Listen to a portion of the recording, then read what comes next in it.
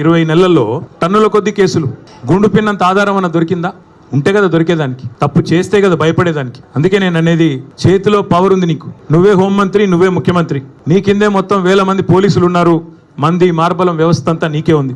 ఏం తప్పు చూపెట్టినావు? 20 నెలల్లో ఏం పీకినావు? ఎంతసేపు లీకులు. అప్పట్లో ఏదో సినిమాలో ఆయన గ్రీకు వీరుడు అనేవాళ్ళు, ఈయన లీకు వీరుడు.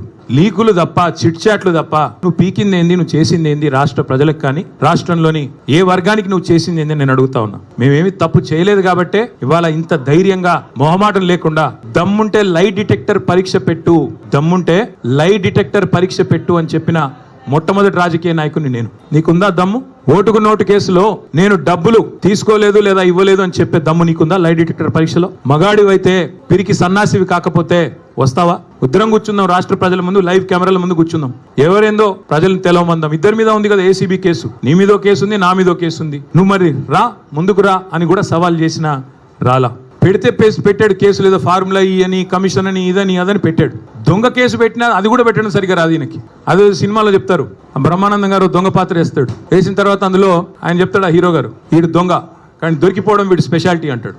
అట్లాగే రేవంత్ రెడ్డి స్పెషాలిటీ ఏంటంటే దొరికిపోవడం, పనికి మళ్ళీ డైలాగులు కొట్టడం, మళ్ళీ వెంటనే దొరికిపోవడం. అందుకే నేను అనేది, మీకు రేవంత్ రెడ్డి గారికి నేను చెప్తా ఉన్నా, నువ్వు సీసీ కెమెరాల్లో దొరికిపోయిన చిల్లర దొంగవి.